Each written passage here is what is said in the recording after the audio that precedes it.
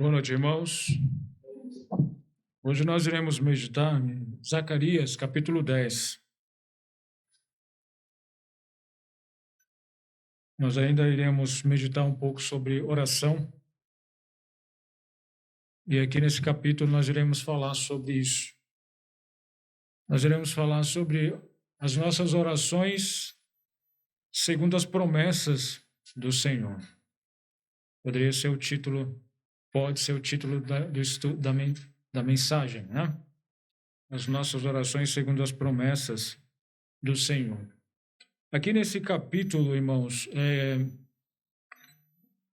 Deus faz promessas, né? Como até é escrito aqui no subtítulo que foi colocado aqui, né? Pelo menos na minha Bíblia, promessas feitas a Israel.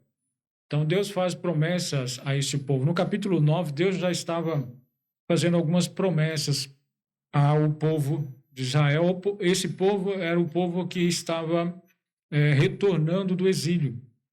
Então, essas profecias, elas foram feitas, na sua grande maioria, pós-exílio, quando o povo estava saindo ali do exílio babilônio.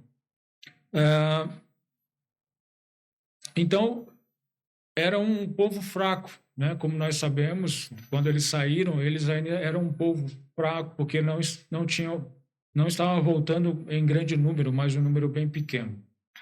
E esse povo fraco, Deus faz promessas, grandes promessas. E no capítulo 9, Deus fala isso, nós podemos ver isso claramente no versículo 16 do capítulo 9, Deus faz promessas a eles, e nessas promessas, nós vemos aqui algumas delas no capítulo 9, Deus dizendo que ele destruiria, humilharia muitas outras nações, mas exaltaria ao seu povo, ao povo de Israel. Inclusive, é aqui nesse capítulo 9, no versículo 9, né, nós vemos aquela profecia de Jesus, né, o rei, o grande rei, pobre, montado sobre um jumento, né, sobre um jumentinho, filho de uma jumenta. É uma profecia que se cumpriu na vinda de Jesus, né, quando ele veio, o Messias. No capítulo 10, o profeta Zacarias, ele continua aqui, né, usado por Deus, a fazer declarações das grandes promessas de Deus ao povo de Israel. Então, nós iremos meditar aqui nesse capítulo inteiro, tá? E iremos ver as promessas que Deus faz àquele povo. Inicialmente, nós podemos entender do versículos 1 a 5, Deus fazendo 2 a 5, Deus fazendo promessas àquele povo da sua libertação, de que Deus libertaria aquele povo de dois grandes inimigos daquele povo. Mas antes, no versículo 1, é citado aqui uma ordem, né? É citado um comando àquele povo, quando começa dizendo assim: pedi ao Senhor chuva no tempo das chuvas, serôndia. Sim, ao Senhor que faz relâmpagos, e lhes dará chuvas abundantes, e a cada um erva no campo. Então, essa é uma ordem que Deus está dando àquele povo, que eles orem ao Senhor pedindo por chuva. Só que nós não podemos entender somente que seria chuva, né, no sentido de água, para regar a terra. Sim, Deus está falando para que eles peçam isso.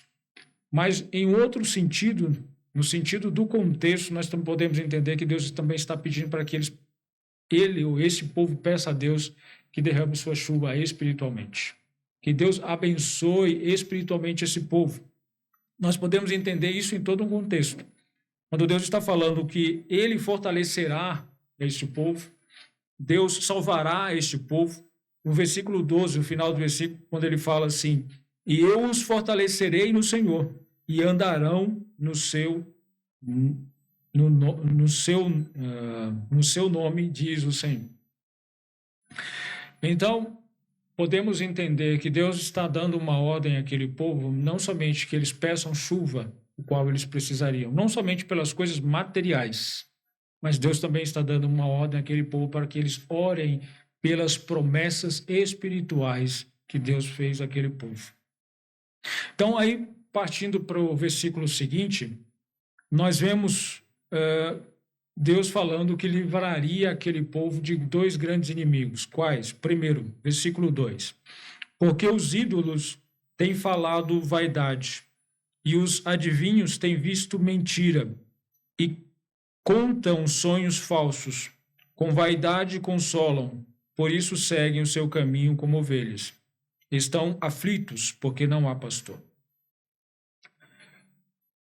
Pós-exílio, não se faz menção do povo de Israel, o povo judeu, ter buscado ídolos, ter ido atrás de ídolos, pelo menos na sua grande maioria. Porém, a idolatria, o fato de buscar ídolos, foi a causa do povo ir para o exílio. Foi o que causou a ida do povo para o exílio babilônico. Foi a idolatria que aquele povo teve. Na verdade, a idolatria ela fez parte do povo de Israel durante muito tempo. E isso nós podemos entender e podemos ver lá no início, como fala aqui em Gênesis 31, 19. E havendo Labão ido a tosquiar as suas ovelhas, furtou Raquel os ídolos que seu pai tinha. Então, ali nós já vemos que havia ídolos, né, no meio do povo, e Raquel furtou esses ídolos do seu pai. Faz menção também nesse mesmo capítulo, só com o versículo 31, se eu não estiver enganado, versículo 30. Porém, eu gostaria de ler com os irmãos 2 Reis 23, 24. E também os adivinhos, os feiticeiros, os terafins, os ídolos e todas as abominações que se viam na terra de Judá e em Jerusalém, os extirpou Josias para confirmar as palavras da lei que estavam escritas no livro que o sacerdote Ilquias achara na casa do Senhor. Bom, esses ídolos, eles eram usados para determinar a vontade do Senhor perante o povo. Então, o povo, eles, como aconteceu na saída do povo do Egito, quando Moisés demorava a descer o monte, então eles falavam, vamos fazer o nosso Deus. Fizeram um bezerro e falaram, olha, esse foi o seu Deus que tirou vocês da terra do Egito. Da mesma forma, eles construíram outros ídolos e eles faziam isso.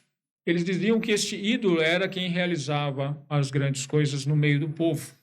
Então, eles buscavam estes ídolos, isso faz parte da história do povo judeu antes do exílio, e isso foi um dos motivos pelo qual eles foram para o exílio babilônico.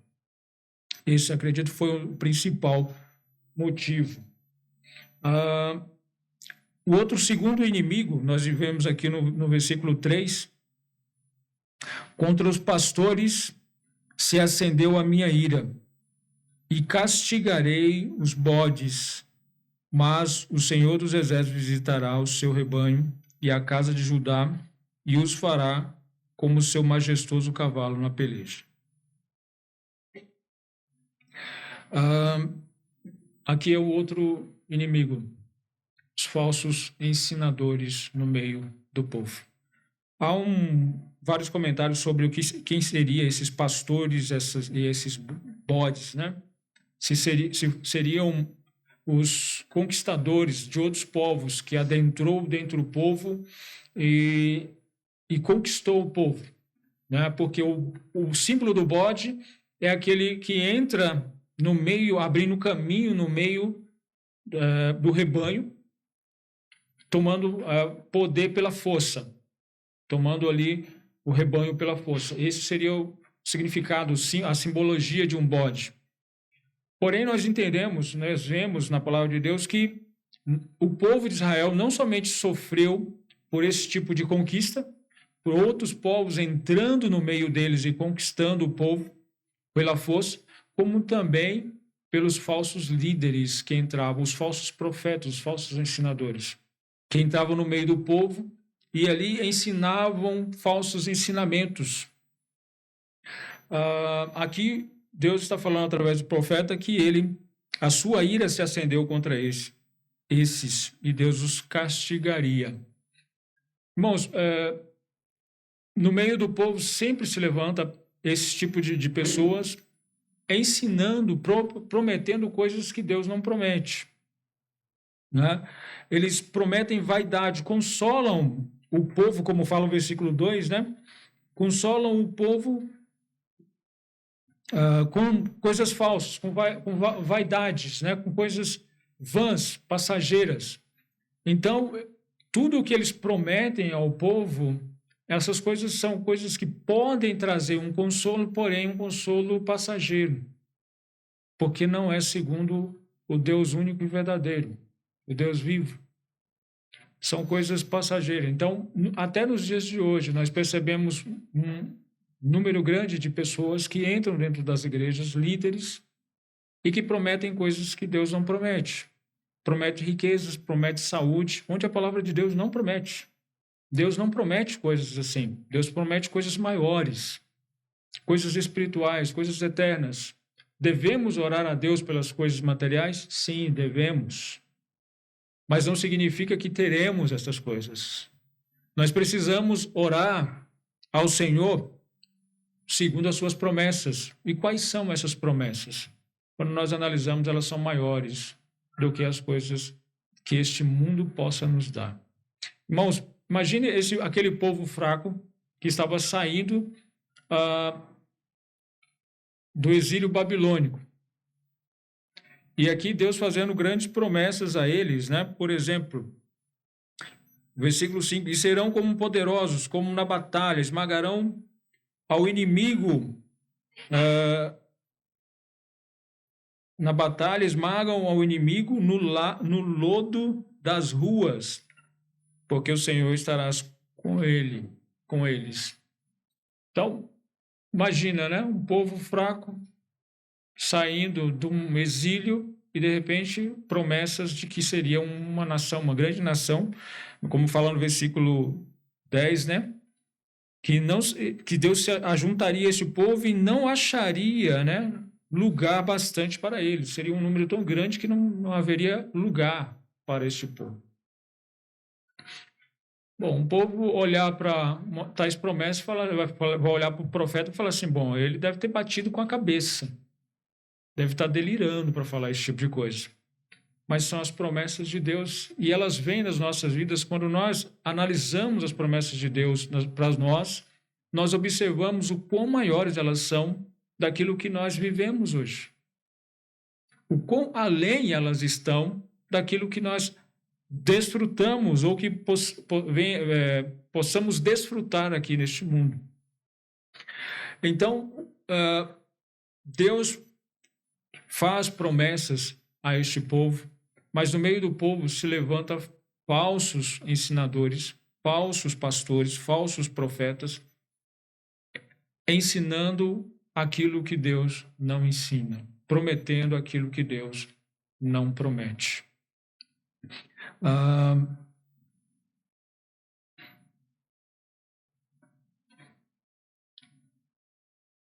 Ainda no versículo 3, fala assim, parte B do versículo, mas o Senhor dos Exércitos visitará o seu rebanho, a casa de Judá, mas o Senhor dos Exércitos visitará o seu rebanho, a casa de Judá, e os fará como a seu majestoso cavalo na peleja. A quem se refere essa passagem, né? Essa passagem é clara, está se referindo a Cristo, que virá, visitará o seu povo, o seu rebanho, e fará daquele povo fraco uma grande nação, uma nação poderosa, como ele descreve aqui, né? Como o seu majestoso cavalo na peleja. Qual que é o entendimento para isso? O que o majestoso cavalo faz numa batalha, numa peleja? Ele sai pisoteando os inimigos. É isso que ele faz. Numa grande peleja, os inimigos eles têm medo dos cavaleiros, dos grandes cavalos, porque é isso que os grandes cavalos fazem. Eles pisoteiam seus inimigos. E nós devemos entender isso um pouco mais no versículo 5. Mas no versículo 4, ele ainda continua falando um pouco sobre esse Senhor dos Exércitos que visitará o seu rebanho. Quando ele diz assim, e serão... Não, desculpe. Versículo 4, tá? Eu pulei o versículo. É versículo 4. Eu estou trocando os versículos aqui, né? Versículo 4, tá? Nós vemos versículo 3, versículo 4. Dele sairá a pedra de esquina, dele a estaca, dele o arco de guerra, dele juntamente sairá todo o opressor. Algumas pessoas divergem sobre a quem se refere esse dele. Dele está retomando a Judá. De Judá sairá a pedra de esquina. Algumas pessoas divergem, eles não relacionam essas descrições aqui a Jesus. Mas nós sabemos que o Novo e o Velho Testamento fazem referência a Jesus como esta pedra de esquina. E ele é o Senhor dos Exércitos, o governante supremo, o Rei Supremo sobre Israel. E a referência aqui nesse texto é justamente essa, que viria um Rei Supremo, aquele que governaria de forma soberana, de forma suprema o povo de Israel. E quando ele fala essa parte do versículo, fica claro de que ele está fazendo referência a Jesus Cristo. A pedra de esquina, né? Aí ele faz menção novamente quando ele fala assim, dele a estaca. O que seria essa estaca, né? Dele a estaca. Alguns comentários dizem que a estaca ela era como se uma coluna que segura uma tenda. E nessa coluna as pessoas penduravam, as pessoas que faziam parte dessa tenda, né, que moravam nessa tenda, eles penduravam as coisas de valor que eles tinham. Bom, baseado nisso, nós entendemos que tudo de valor que nós temos está em Cristo. A glória da salvação, da remissão, do reino de Deus está em Cristo. Tudo que nós enxergamos de valioso está em Cristo. Tudo que nós temos de valioso está em Cristo. Como o apóstolo Paulo disse, né? Se Cristo não ressuscitou, nós somos os mais miseráveis de todos os homens. Se Cristo não morreu pelos nossos pecados, nós somos miseráveis. O que fazemos aqui não tem sentido algum, valor algum. Então, toda a nossa riqueza, tudo de valioso que nós temos, está em Cristo. Então, essa estaca, ela simbolizaria isso, né? Aí ele continua falando dele, o arco de guerra. Bom, o arco de guerra simboliza a vitória na batalha. Nós sabemos, lá em Apocalipse faz menção, capítulo 19, que a vitória viria do Senhor. O Senhor, ele vai vir não para morrer, mas para guerrear, e ele será vitorioso. Jesus será vitorioso e nós venceremos com ele na batalha. Então, ele é o arco do povo, como faz menção aqui essa passagem. Dele juntamente sairá todo o opressor. Bom, essa parte aqui, nem todos concordam com essa parte, né? Tem algumas discordâncias, porque alguns entendem que esses opressores serão os que serão retirados dentre o povo, mas alguns entendem que esse opressor é uma característica no sentido positivo desse governante poderoso, que seria Jesus Cristo, que é Jesus Cristo. Esse opressor seria um entendimento positivo de Jesus Cristo, por quê? Porque é dessa forma que ele agiria sobre os inimigos, sobre os outros povos, como descreve o versículo 5. E serão como poderosos na batalha, e serão como poderosos que na batalha, que na batalha esmagam ao inimigo no lodo das ruas. Bom, quem está esmagando os inimigos no lodo das ruas? É o povo de Deus sob o comando do seu grande rei. Ele está esmagando os seus inimigos. Ele está oprimindo os inimigos aqui, esmagando-os no lodo. Então, faz sentido, no contexto, faz sentido Jesus Cristo ter esse título no sentido positivo, como um opressor, porque ele vai oprimir aqueles que são inimigos. Vão ser oprimidos por ele, vão ser esmagados por ele. Porque o Senhor, continuação do versículo, porque o Senhor estará com eles e confundirão os que andam montados em cavalos. Bom, até esse versículo aqui, irmãos, relata sobre o livramento que o povo vai ter por parte do Senhor. O Senhor os livrará com mão forte. O Senhor virá e reinará com o seu povo.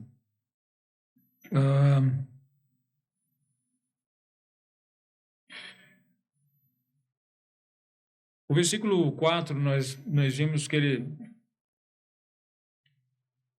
versículo 4, não, desculpe, irmãos.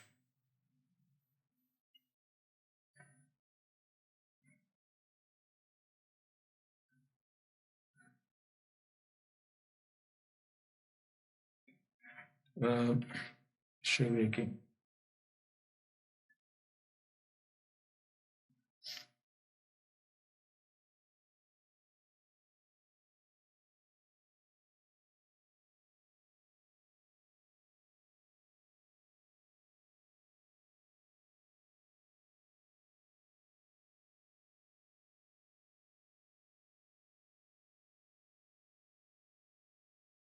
Bom, no versículo 6 ao versículo 12, aqui faz menção onde Deus o Senhor estará fortalecendo o seu povo, salvando o seu povo.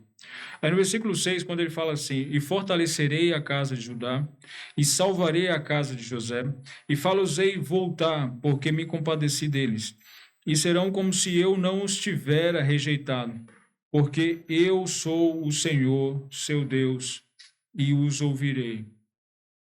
É interessante a forma como o Senhor fala com o seu povo.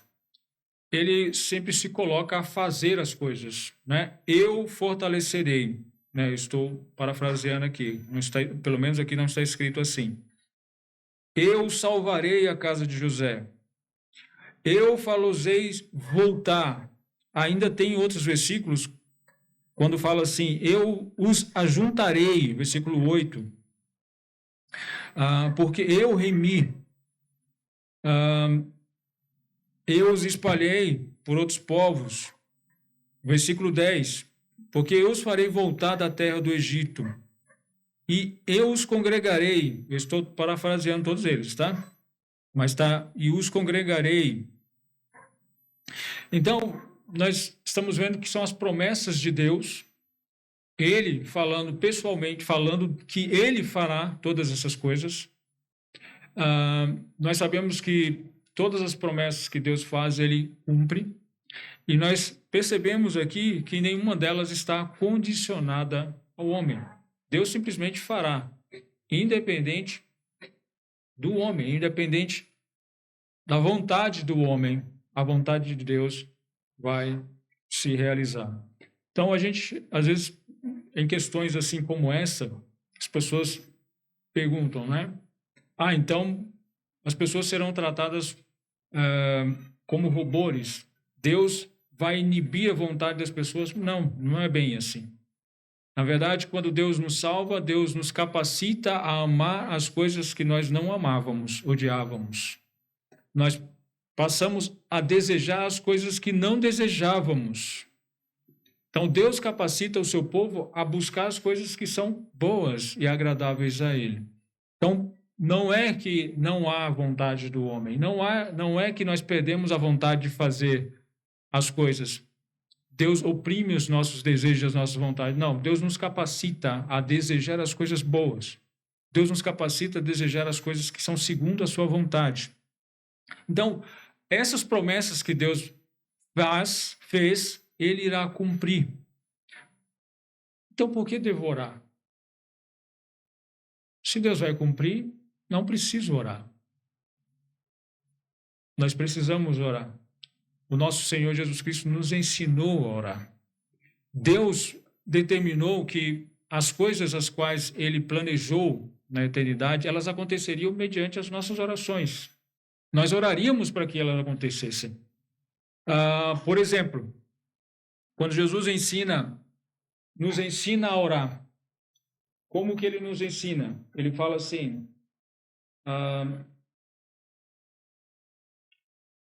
venha o teu reino, eu não achei aqui, mas vou falar aqui, tá?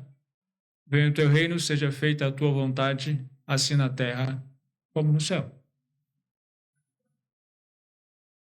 É mais ou menos isso, né?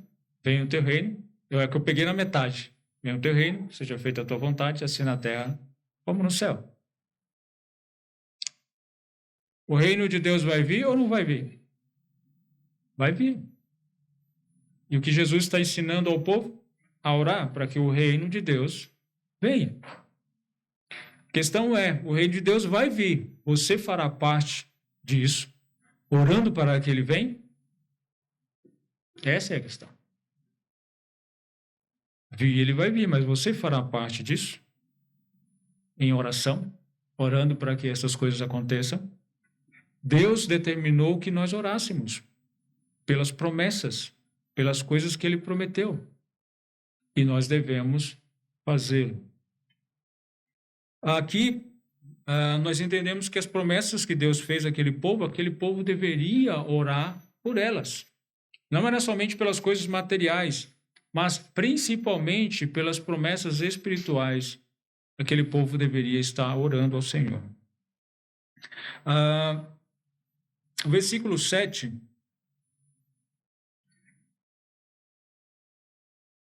diz assim, e os de Efraim serão como um poderoso, e o seu coração se alegrará como pelo vinho, e seus filhos o verão e se alegrarão, o seu coração se regozijará no Senhor. Irmãos, imagina um povo fraco se sujeitando à vontade de Deus, de um Deus tão poderoso, e sendo fortalecido, sendo salvo, sendo ouvido, sendo ajuntado. O resultado disso é uma alegria, uma grande alegria. Essa alegria é descrita dessa forma, né? Ele descreve aqui, alegrará como pelo vinho, e seus filhos verão e se alegrarão, e o seu coração se regozijará no Senhor. Então, é uma alegria que os pais sentirão e que até os seus filhos perceberão. Essa alegria é só encontrada no Senhor, nas promessas que o Senhor faz. Quando essas promessas, elas estão fundamentadas no coração da pessoa, no coração de alguém, isso é perceptível. Essa alegria, se torna perceptível. E aquele povo poderia, mesmo naquela época, se alegrar com todas essas promessas as quais o Senhor estava fazendo para eles. No versículo 8, ele diz assim, eu lhes assobiarei e os ajuntarei, porque eu os tenho remido e multiplicar-se-ão como antes se tinham multiplicado. Quando ele faz menção aqui, eu assobiarei, isso aqui, um comentário diz que seria como se um apito usado pelos pastores para chamar o rebanho. Então, essa é a menção, né? Deus assoviando para que o povo pudesse se juntar. E eles se multiplicariam como antes tinham se multiplicado. Falando, ainda continuando no versículo 9, ainda que os espalhei por entre os povos, eles se lembrarão de mim em lugares remotos e viverão com seus filhos e voltarão.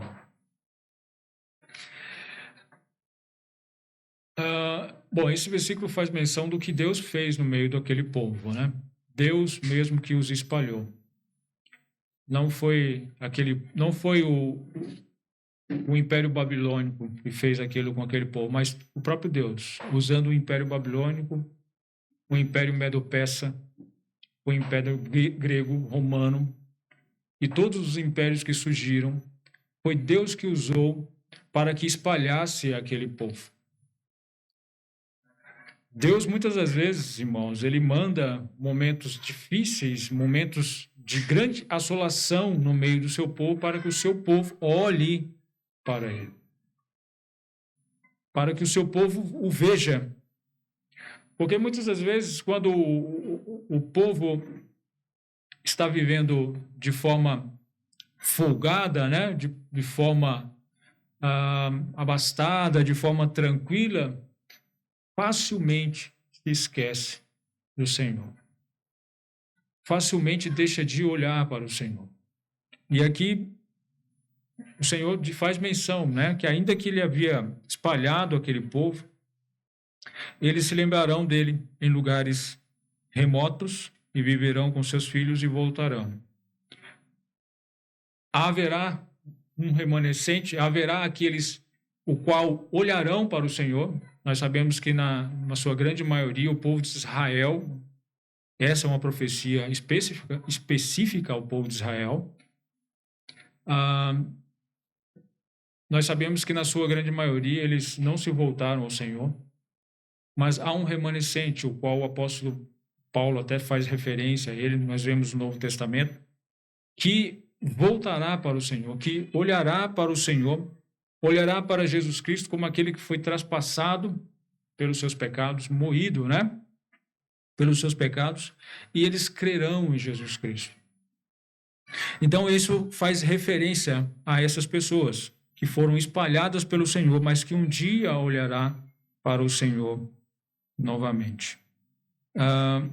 Versículo 10. Porque eu os farei voltar da terra do Egito e os congregarei da Assíria e trá-los-ei à terra de Gileade e do Líbano, e não se achará lugar bastante para eles. E ele passará pelo mar com angústia e ferirá as ondas do mar, e todas as profundezas do Nilo se secarão. Então será derrubada a soberba da Síria, e o cetro do Egito se retirará. E eu os fortalecerei no Senhor, e andarão no seu nome, diz o Senhor. Aqui, irmãos, quando ele fala que farei voltar da terra do Egito e os congregarei da Síria, isso aqui seria uma referência a todos os lugares no mundo. Deus faria parar com que o seu povo volte de todo o lugar do mundo. Nós sabemos que Israel voltou a ser nação, né, há algum tempo.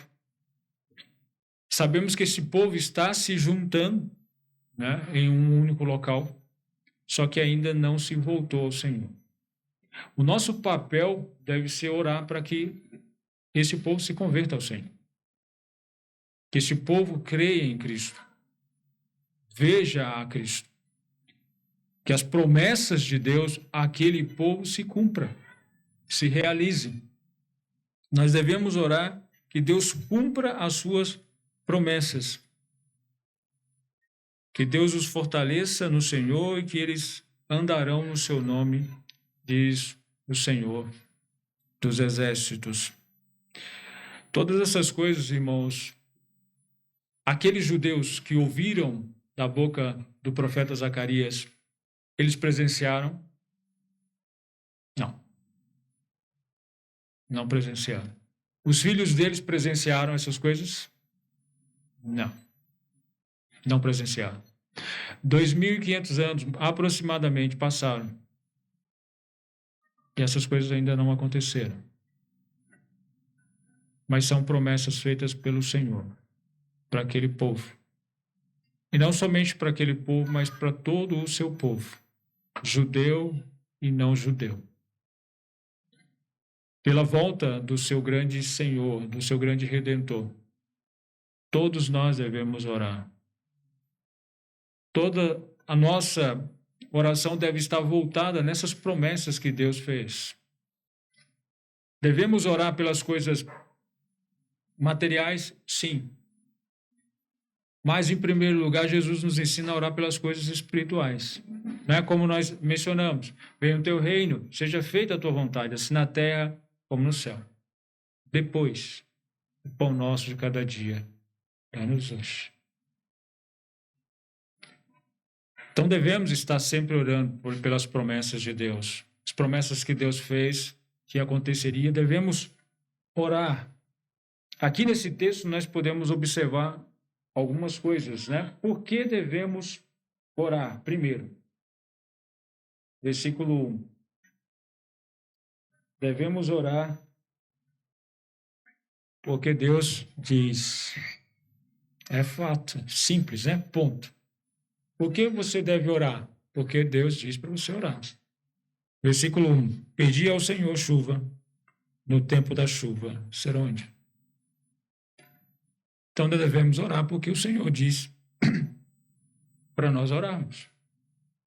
Assim como Jesus ensinou, ao nós orarmos, devemos fazê-lo. E é por isso que oramos, porque o Senhor pediu para nós orarmos. Um outro ponto que nós podemos ver aqui também, na verdade nós já vimos, né? Nós devemos orar pelas promessas de Deus, reconhecendo, irmãos, a nossa dependência dele. Devemos orar pelas promessas que Deus fez, reconhecendo que nós dependemos. Nós não oramos para lembrar a Deus do que ele prometeu. Quando Jesus ensina a orar, antes dele ensinar a orar, ele fala assim que Deus já sabe do que nós precisamos antes de nós pedirmos. E aí ele nos ensina a orar. Então nós não oramos para lembrar a Deus do que ele prometeu. Nós oramos nos sujeitando à vontade de Deus e demonstrando o quão dependentes nós somos dele. Sabe quando o pai sente a dependência do filho? É quando ele pede, tudo o que ele faz, ele pede aos pais. Tudo o que ele faz, ele pede aos pais. Né? Aí você sente ao quanto o filho depende do pai. Mas quando o filho começa, né, a querer fazer tudo segundo a sua vontade, não segundo a vontade dos pais, é onde nós percebemos que o filho está buscando a independência. Deus quer que nós peçamos a ele, reconhecendo quão dependentes nós somos dele. O quanto nós dependemos tanto das coisas materiais como das coisas espirituais, que tudo está nele e que nós nos precisamos dele para suprir todas essas nossas necessidades materiais e espirituais. Nós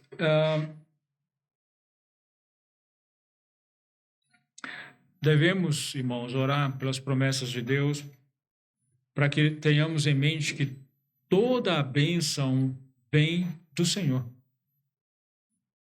Todas as nossas bênçãos, elas estão no Senhor. Aqui no versículo 1, quando ele pede assim, pede ao Senhor chuva no tempo da chuva serôndia. Sim, ao Senhor que faz relâmpagos e lhe dará chuvas abundantes e a cada um erva no campo. Se você perguntar a um cientista, ele vai explicar o processo da chuva sem citar o nome de Deus. Um fenômeno natural, né? A chuva. Ele vai explicar todo o processo. Caso ele não consiga, ele vai dar o crédito à mãe natureza. Vai falar, olha, isso é coisa da mãe natureza. Mas, irmãos, nós não devemos deixar enganar. É Deus que comanda todas as coisas. Todas as coisas, chuva, sol, todas as coisas é o Senhor que dá. É a Ele que nós devemos pedir. Se nós precisamos de chuva, é ao Senhor que devemos pedir. A refeição que nós comemos hoje, né, que foi comprada com o nosso dinheiro, com o que nós ganhamos com o nosso trabalho, nós não devemos esquecer que foi Deus que abençoou aquela refeição. Que nós já temos porque Deus nos deu. E por isso devemos dar graças a Deus por ele. Devemos reconhecer que qualquer coisa que cai nas nossas mãos é Deus que dá. As bênçãos materiais e espirituais, todas elas vêm de uma única fonte, de Deus. E nós reconhecemos isso, irmãos, muito bem quando nós oramos. Quando nós nos humilhamos perante o Senhor, reconhecemos a nossa dependência dele e suplicamos.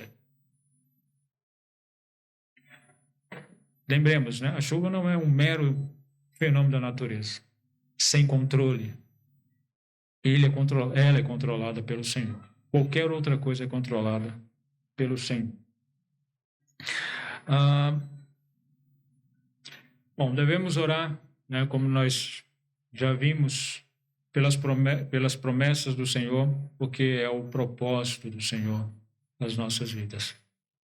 Devemos orar que as promessas do Senhor aconteçam, que elas se realizem.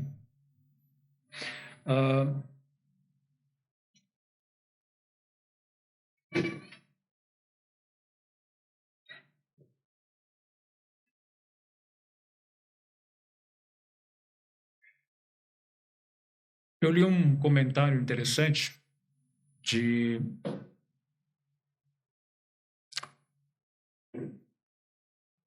John Piper. Ele fala, né? Esse comentário eu não transcrevi ele aqui, mas ele fala sobre algo que os crentes esqueceu. Na história dos crentes, a maioria dos crentes esqueceram. De que nós vivemos em tempos de guerra, não em tempos de paz, mas em tempos de guerra. Muitos crentes, ele cita até faz uma ilustração, ele diz que muitos esqueceram, né, de que nós usamos um rádio, sabe aqueles rádios para guerra? Onde quando você usa esse rádio é para pedir socorro, pedir auxílio, que mande mais reforços ou que mande suprimentos no campo de batalha. Os cristãos transformaram esse rádio num walkie-talkie, num rádio de curto alcance, para pedir coisas supérfluas. Por exemplo, né, ele cita, você pedir para sua empregada trazer um cobertor mais quente. Nós usamos esse rádio, ele diz que é falar com Deus. Quando nós oramos a Deus, nós, em vez de orarmos para que Deus nos ajude no campo de batalha, nos dando suprimento e pessoas para batalhar nessa guerra, nós simplesmente pedimos a Deus cobertores quentes, comidas quentes, né? Conforto, tranquilidade. E esquecemos, irmãos, que estamos em guerra.